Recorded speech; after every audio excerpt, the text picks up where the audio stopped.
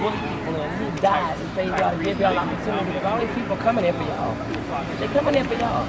So he died, his death was for y'all to give y'all a chance. Think of it like that.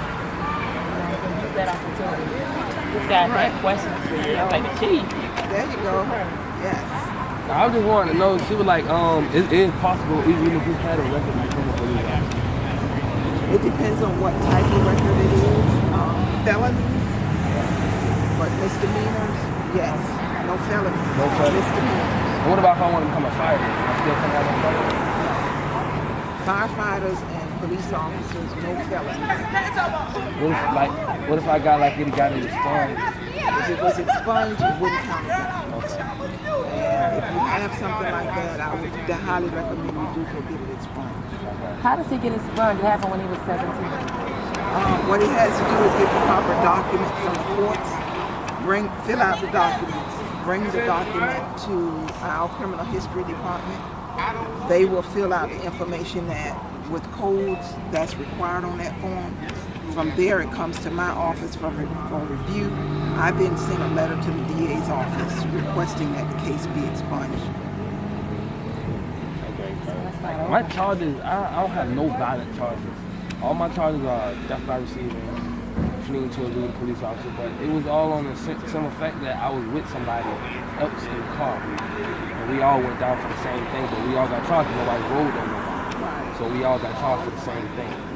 So I was like, well, is it possible for me to get that expunged and get that off my record so I can get it? Well, let me ask you this question.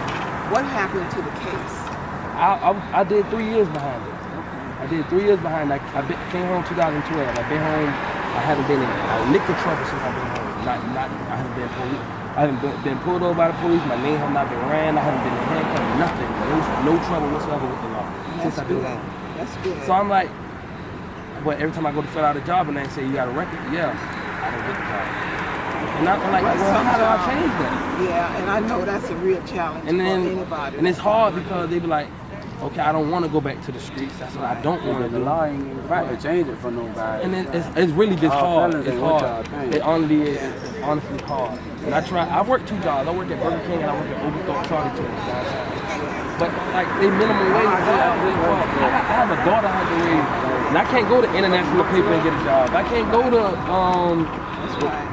Waste Management and get a job where paying with benefits and medical and $10, $11 an hour. $7.25 hours, a man can't live on that. Totally agree. I understand that plight. I mean, that's happening to people all over the country that have a history in their background. But the first step to doing anything about it is really to try to get it expunged from your record. So I just need to go to the courthouse. You got to get the expungement form. From the courthouse? Yes.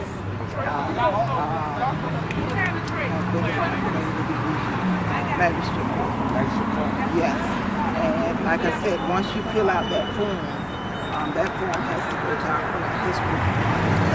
The criminal history department will pick up all of your criminal background. That form will have to be completed based on that background. Then it forwards to my office. And from my office, it's at the DA's office. Now, the challenge is primarily going to be in the district attorney's office. Whether or not the district attorney's office, they do sometimes and don't always agree with the police chief's position on expunging the record. So that's where the hang-up or challenge is going to be. And I also see, I read a lot. Yes. And I read the newspaper and they were saying that in Georgia, there's a lot of felons that getting their gun license back. I read that. It's not that I'm concerned about getting my gun license back, but I feel like I'm a law-abiding citizen. I have been in trouble since 2009. That's when I first got in trouble. I've been in trouble since I did my time. If I want to go get that done, what would I have to do? To legally protect myself. I don't want to just have a gun and say, oh, I got a gun, I'm right here acting crazy. That's not what I want. That's not what it's for. It's for when somebody comes to my property and for my protection. Everybody wants protection. I see my grandma, she's 84 years old, she still has a gun.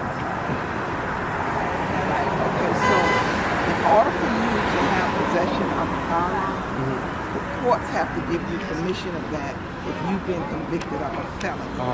And it's premature for me to say that without seeing your record myself to see whether or not they have deemed it a felony. Sometimes when you get charged with felonies, they don't always uphold it as a felony. So, but if it was upheld as a felony, I haven't seen that law that's saying, you know, it said. Well, I have a book that I got when I was in prison called Motivation for Change. It's a book that they give you. You got to take this class, and it's saying that if you have like a non-violent record, if you're charged, you know, it's violent felony is a non-violent felony. If you have a non-violent felony, you can get your record. You have to be 7 years since your last conviction, and then you have to wait the 7-year period. And then you can do it. I seen that in the book, but I never went about doing none of that.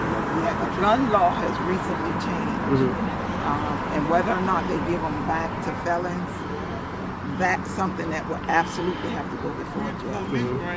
And again, I don't know what your record reflects. You may not even be deemed a felon, so I would have to actually see your record to be able to see.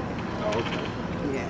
I was just, you know, asking you did good. some questions that About I felt